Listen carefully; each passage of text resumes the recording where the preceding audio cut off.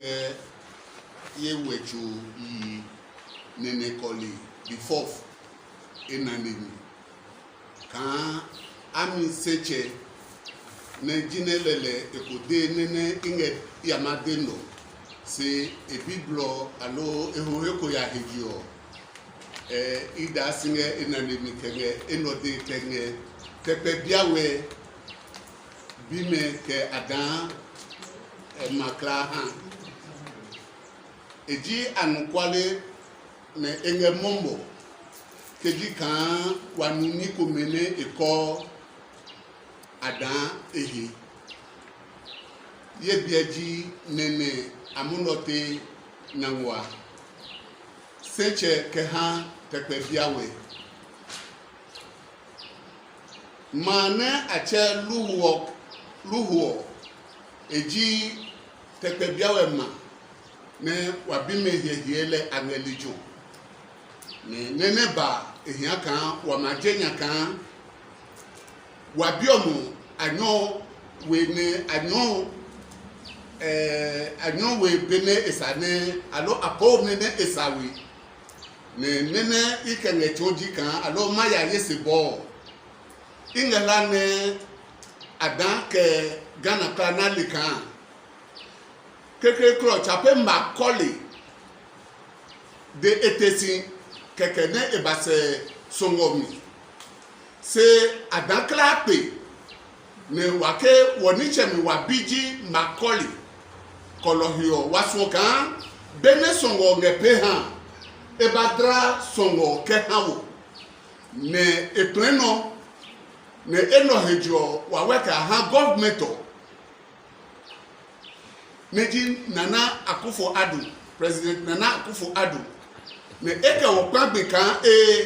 kenye ni wonye niche menye bikeba le wamakple ne nye pleka adresse ngoke hanyo le nye adankla nye pikaki kolo wokla wa pikaki kan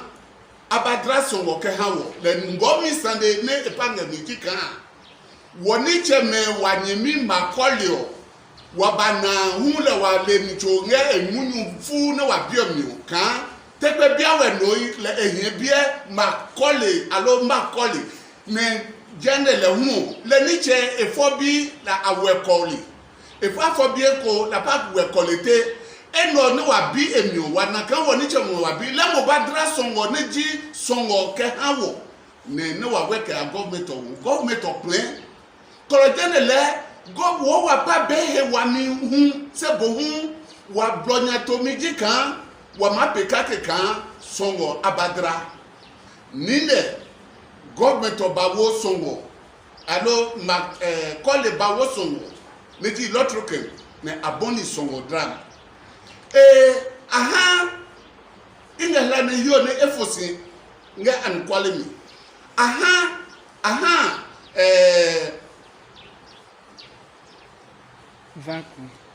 nondo kan alo aton heko kan noko kan 40 wawe kan 41,000 subana ha masu kan ke suban 41,000 yo ye la magba enomi ke suban 41,000 la wo ke wo eden godo ni ko me mahinu ne esene epueke hawo eno he kan mahi ami kolo mame ne gabnu kema ange mikla lekesio manomo ibe me dneke ho hekoya kolo imasokan ma pe survey kone masima be kafonsi kone ni government ole ehami 41,000 acres kan makatunion mahane government ole le kan ibe boniko peje kaji ibe to floko je kaji ibe luhu je kaji ibe ma chowi mena ngeno je kaji mi se bohun ke ibe sovio ima die ke pio sovio ni pio ije mando me kraka je mi hejio ibana 22 lo 23 ke apostle be wi one kama pleke je eno meke me eno le hane wanyemime ke wa radio station neji adan radio e wono pa le gbe pompe ke e de ke wa bi mi ha ka amakleme eno hane awo ngbetutui ne suru le eno ba mi bake hawo ne mboye hene temalebihi ya nuwahe ka ke walipem agoto lagbe lanuto muopu wanu ka ke walipe le wahane no kokko makole bio mepo akewo be abekle ke hawo ankwale munyu no eji hedo munyu se munyu ne no ya ne wa ngede ne wanyimi me adalio me na no sisi jikan sovio chapeda ke nge sugbe klapon se bohun kope hina nge ma pe sobe ko na ampo me kesi ne akokle no ko ke ho hekoya epalegun blodo do kan ima pe panke ha kopi okome ko ne menche mepo ahinwoje ami cheke ho mapa pale ma henga ade ke wanu eno eji buajo munyu agbo ne esane wa oka kepe ne wa kefisi eno meji nene wange pede wange lakan adali klana anu sisikan no kodwe songo ne ewo esikako se bohun government o enine lenge songo no ne wo wa wo pepa mi ke han government o kan wa pape embe songo he ke han wo adanyo bede alo wanyemi makole ne edrake han wo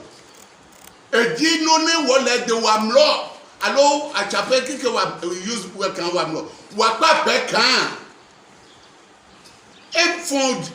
jehano bosse government o han electrical jehano make enu pe kejika eno ngenu ya le monoko opapale yange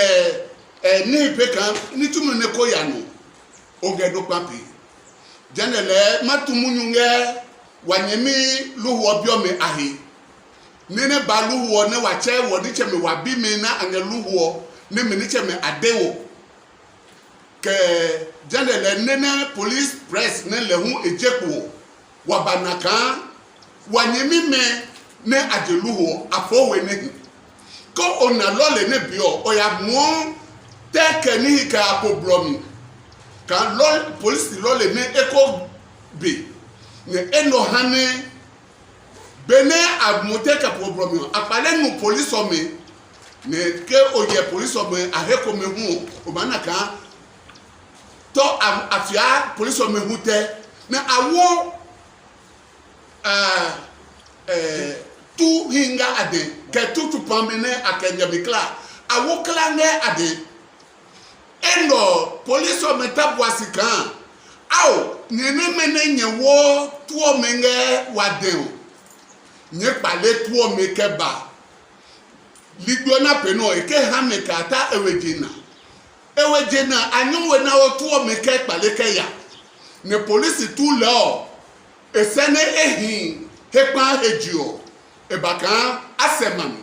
kone aboni tuo mekla force mine ayaka amana atuo melo kolo polisi tuo ni atunya nange yaka engebe nenyi manu hiyo police omenge atula jaji bene adewo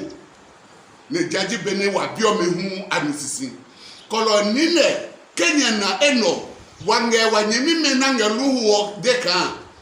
wange ayeyafo se chape blog papa no ne anye ne akepe eno hejio wange medeke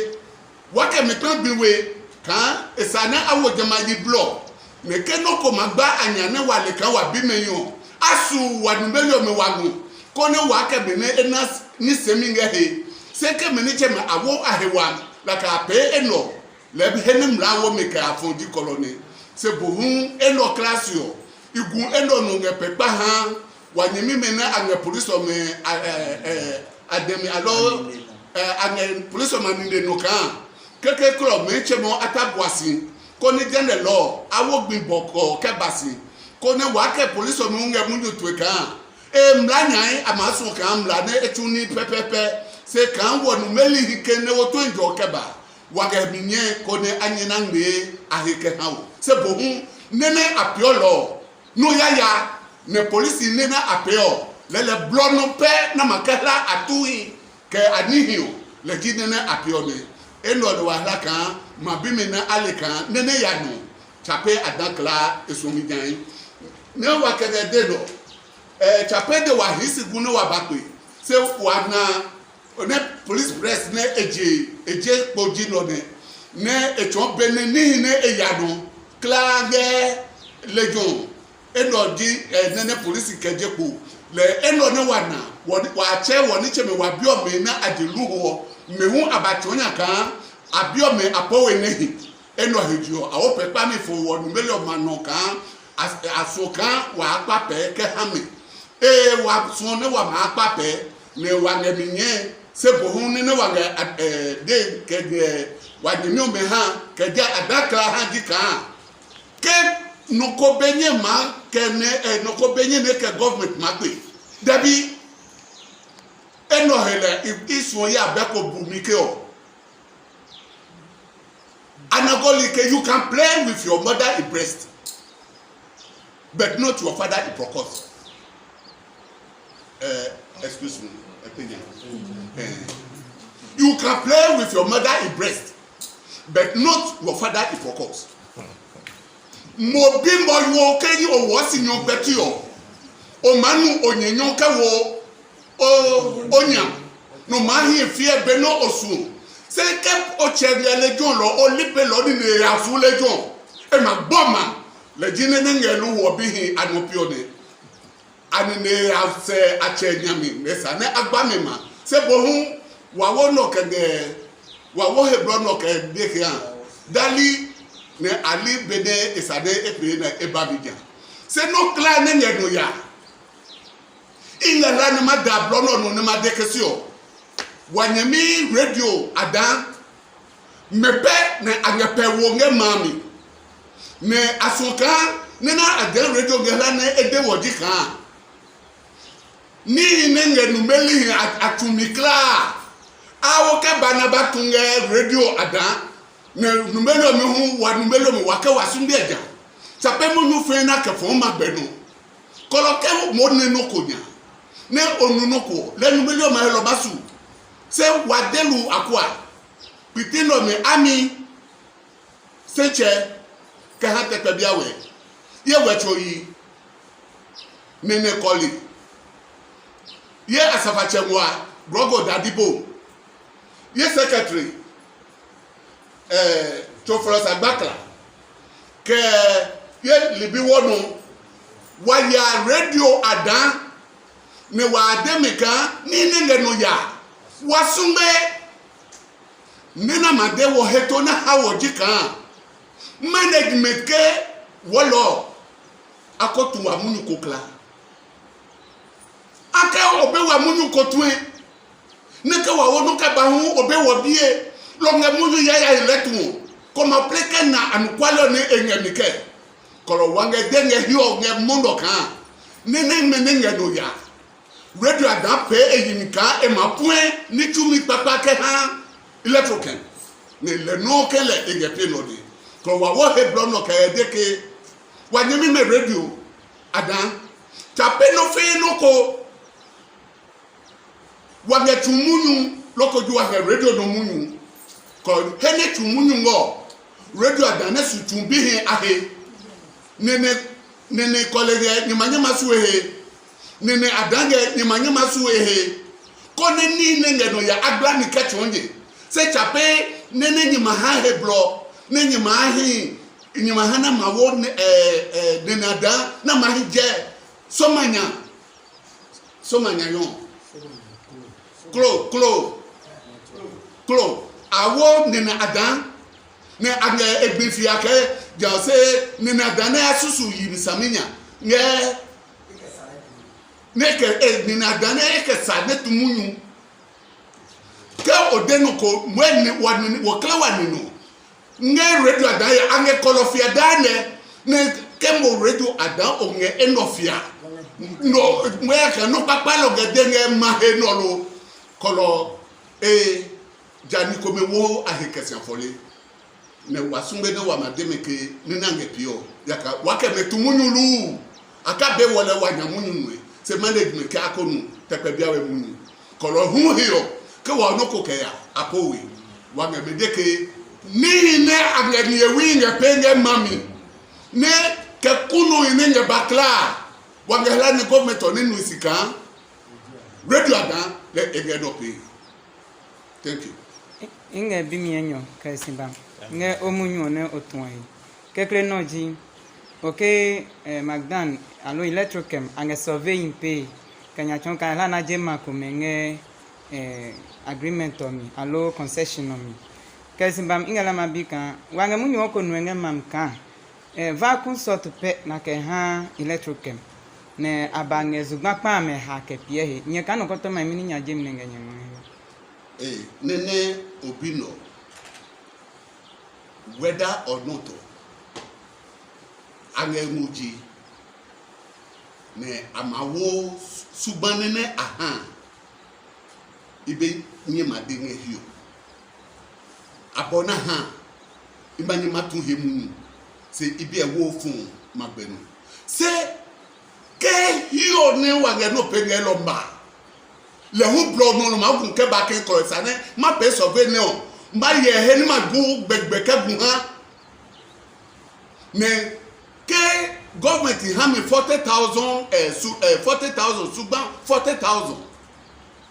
inge la ke ma mo onge jama suban ikesi o ibo jenga suban ili eni wo mo ke ya ami electrical ibo je se bo ma pe survey kone masi oma ke sugba hi ke pata hi eno ni ngedio electrical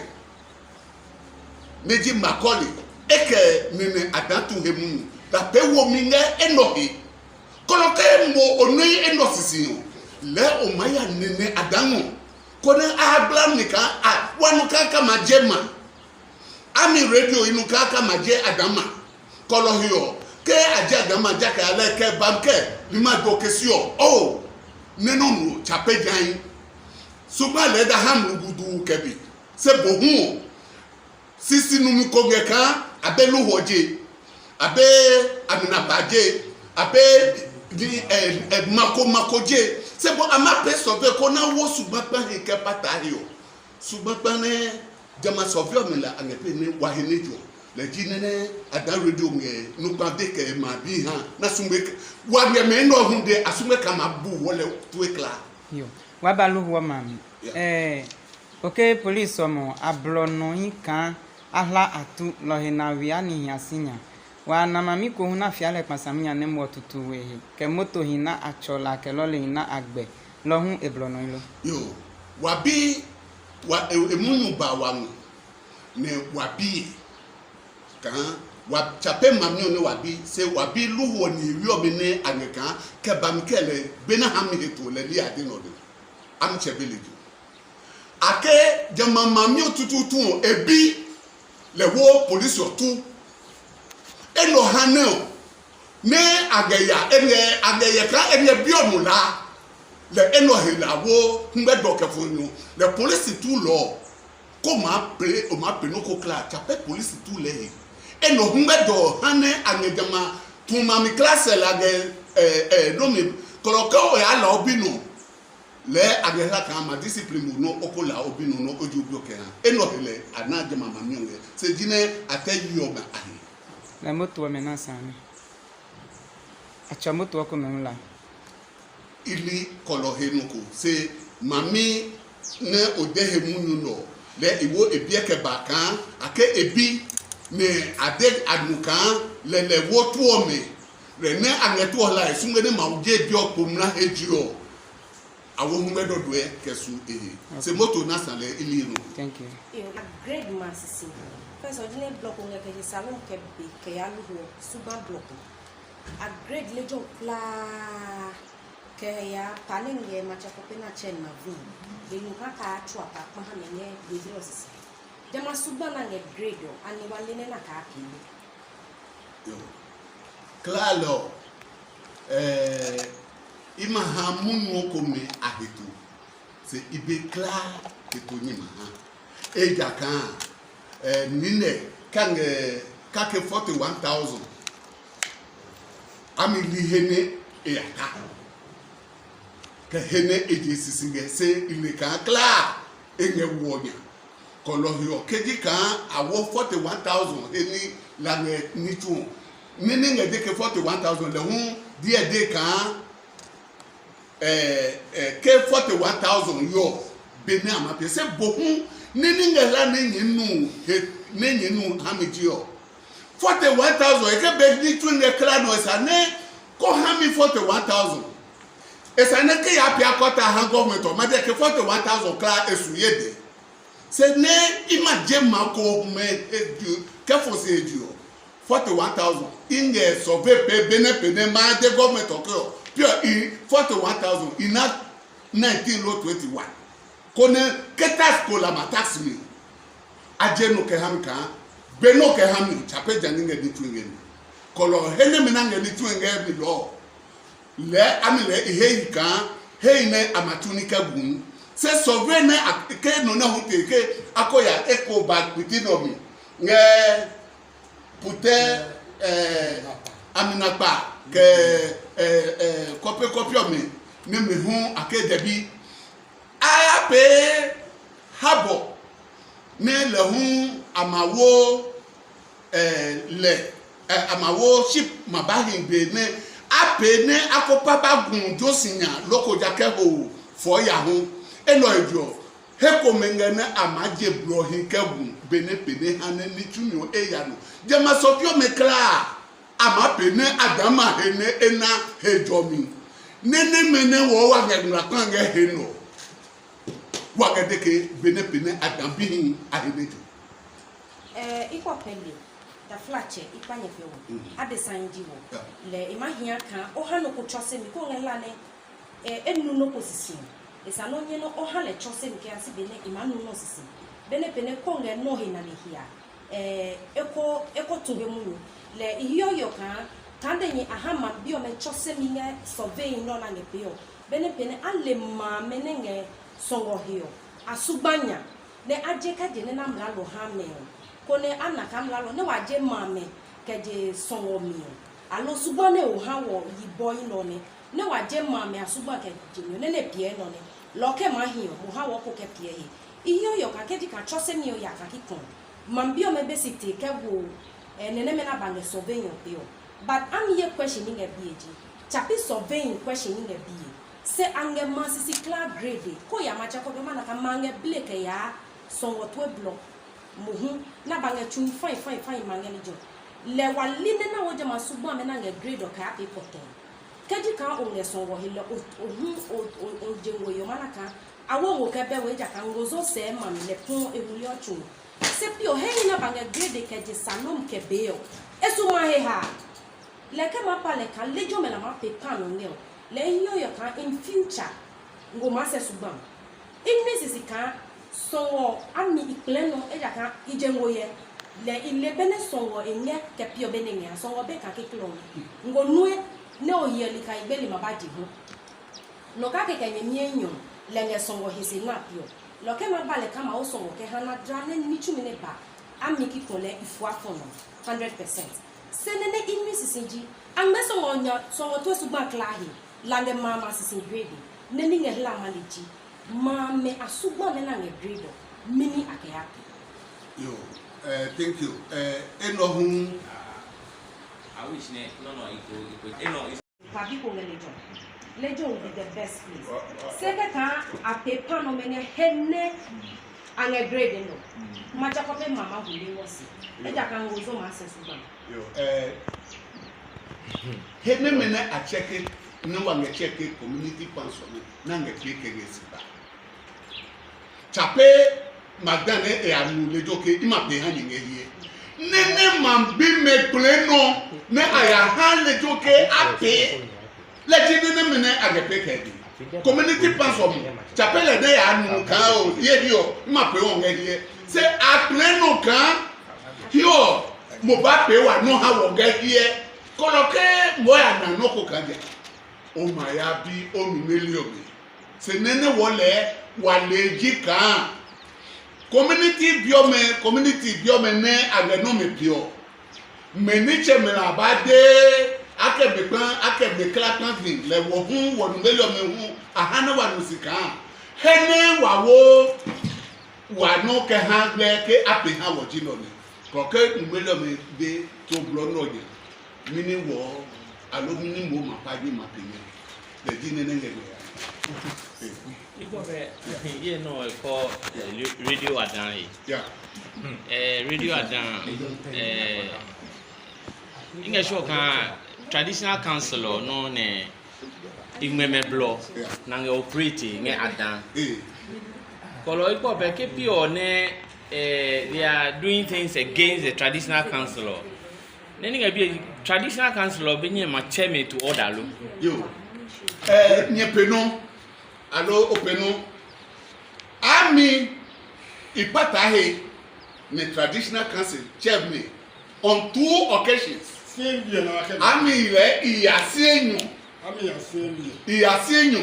le traditional council kan la waka fo ngbe kan nene nye pio enge ma bipwe ke eno mi kolo hio nye ko pe nene mene nye pio hu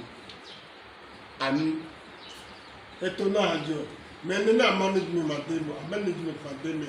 kolo pejini na pio le kolo la na bi Lo iko be daddy radio as a member of the traditional council. Le we benye mademe no ko na stop ne na epiol. Ami benye madenge hio pio. Se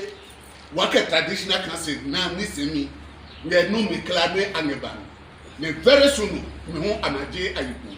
Nini de nge hio pio. Dike fiablo. Se traditional council e kan moye ha kan awo eko kepe ka jiggle na nge fia nge no kan nene adane asusu esudue esane etu emunyu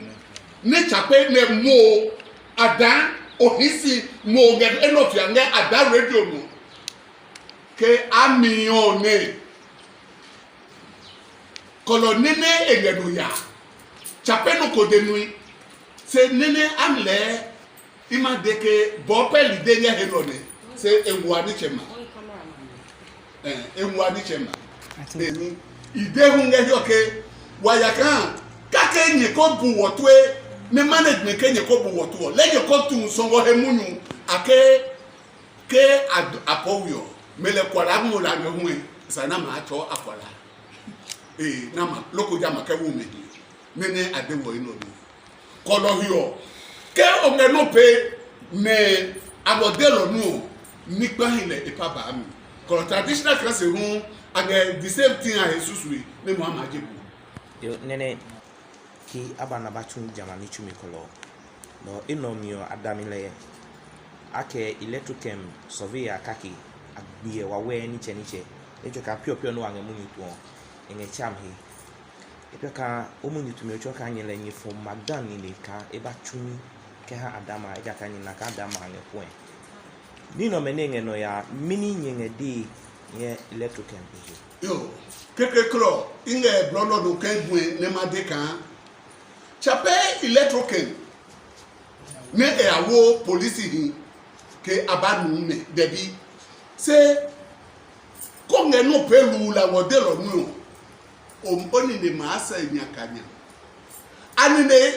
yasa luwo ni ne yasa nyakanya ne ke na nyakama enyapeo o mapla neni ke de doji kan chape